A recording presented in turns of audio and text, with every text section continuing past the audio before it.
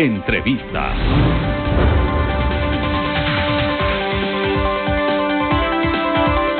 Amigos televidentes, a esta hora saludamos a la economista Verónica Artola, gerente general del Banco Central del Ecuador. Economista, gracias por haber aceptado esta invitación al diálogo. ¿Cuál ha sido, de acuerdo a las investigaciones que ha hecho el Banco Central en el tema económico, macroeconómico, el impacto que ha tenido el COVID-19 en nuestra economía? Sobre todo en estos meses de marzo, abril y mayo, los más fuertes de la pandemia. Bienvenida, buenos días.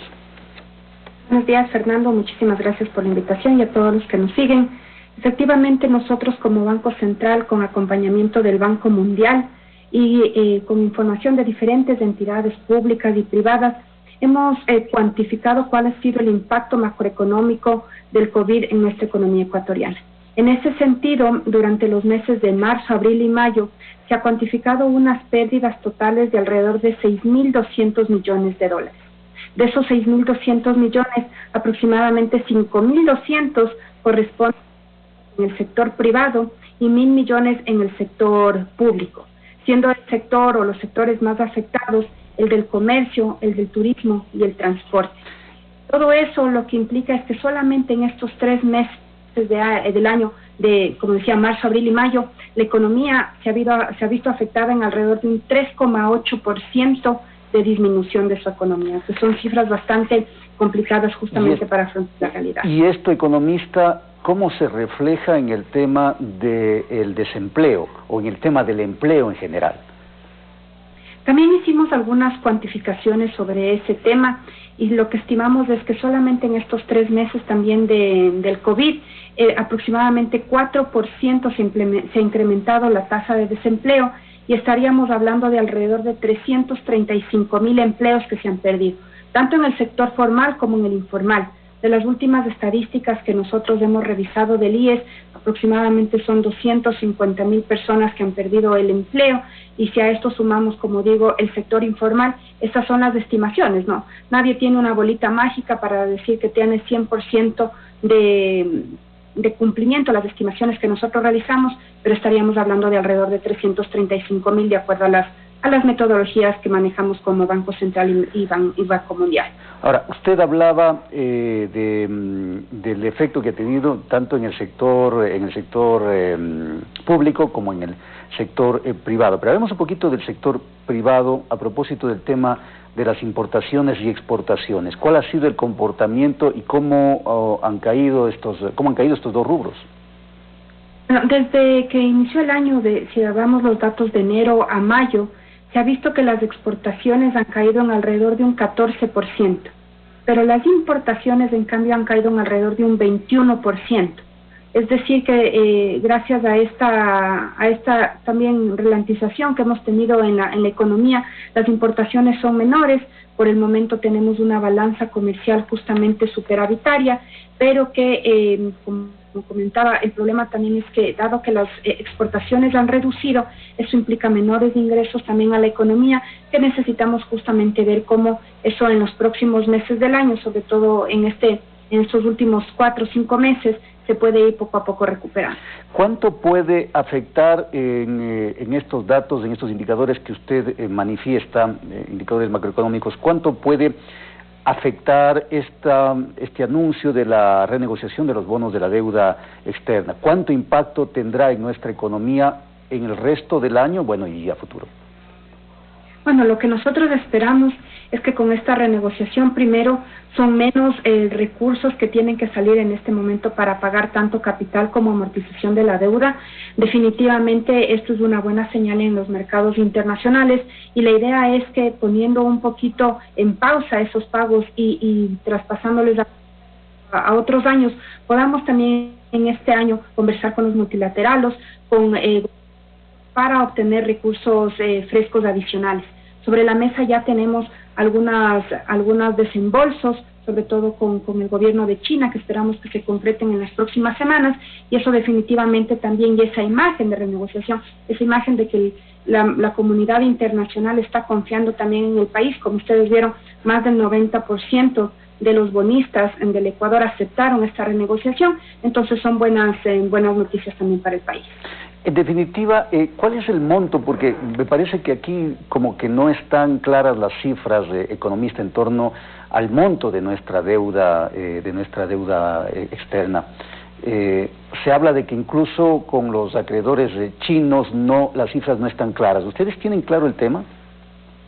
Nosotros somos usuarios de la información que el Ministerio de Economía y Finanzas genera. El rector en el tema de endeudamiento tanto externo como interno es justamente el Ministerio. Entonces, más que no estar claro, nosotros, por el contrario, hemos estado transparentando como gobierno nacional las cifras de endeudamiento externo y en la renegociación de la deuda. Y quisiera regresar un poquito, por ejemplo, solamente ahí se pactaron o se arreglaron alrededor de 17.000 millones de dólares que pasaron a ser 15.000 millones de dólares, lo cual nos reduce unos 2.000 millones más o menos en peso de deuda externa, y en general dentro de la economía estaría bordeando casi el 60% del PIB la deuda como dentro de nuestra economía. Y a propósito del Producto Interno Bruto y las proyecciones que tienen ustedes hasta fin de año, hasta terminar el 2020, ¿se mantienen estas proyecciones, es decir, de una reducción en un promedio de un 8.1%? Sí, Fernando, nosotros esas proyecciones no las hemos actualizado todavía, las sacamos hace poco, hace aproximadamente un mes. De acuerdo a lo que nosotros estamos en este momento actualizando alguna otra información y nuestro calendario estadístico lo que nos dice es que en octubre tendríamos que publicar una nueva estimación. Pero por el momento ese es justamente el dato que usted indica. En un escenario medio esperaríamos que la economía decrezca alrededor del 8%. ¿Hay alguna fórmula, economista, hay algún mecanismo, alguna estrategia para revertir estas cifras en lo que resta del año, sobre todo las que se reflejan en el tema del desempleo en el país, que de lo que usted ha señalado es altísimo? ¿Hay alguna metodología, hay alguna fórmula? Fernando, lo que nosotros hemos estado trabajando como Banco Central, y aquí me gustaría comentarles una gran iniciativa que estamos por lanzar justamente la próxima semana, que es el Pacto de Iniciativa por las Finanzas Verdes, por las finanzas sostenibles. ¿Qué se refiere esto? Alrededor del mundo hay casi aproximadamente 45.000 millones de dólares de recursos que están enfocados justamente a proyectos que son ambientalmente sostenibles, son adecuadamente o que tienen un fin social. Y nosotros como Ecuador y como Banco Central estamos participando en esta iniciativa que aglutina el sector público, el sector privado, academia. Por ejemplo, está la SPOL, está la Bolsa de Valores de Quito, está la Casa de Valores o las Casas de Valores del Ecuador, tenemos a la Asobanca. También hay organismos internacionales del Sistema de Naciones Unidas impulsando esto. La idea es que entre todos podamos generar un ambiente más positivo en el Ecuador, de esa manera atraer estos recursos para financiar justamente estos proyectos, y el objetivo más importante, que haya economía o que la producción se pueda reactivar, pero sobre todo los empleos, que estos nuevos proyectos que se vayan a desarrollar justamente apoyen para que el empleo en el Ecuador podamos de alguna manera cambiar esta tendencia que hemos tenido durante estos últimos meses.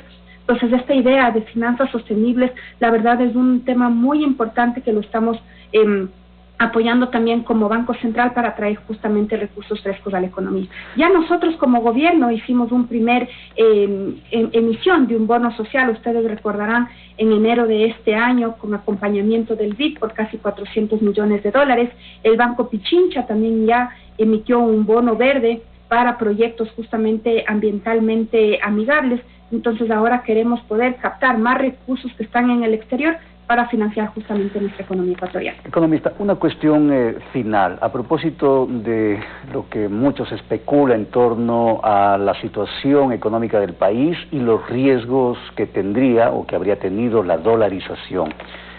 En estos momentos, en las actuales circunstancias, en la actual coyuntura, la dolarización está firme, está fuerte en el Ecuador, es decir, ¿no hay ningún riesgo? Fernando, lo hemos dicho siempre enfáticamente, la dolarización no tiene ningún riesgo. La dolarización incluso se ha estado fortaleciendo estos últimos meses con el ingreso de estos recursos frescos.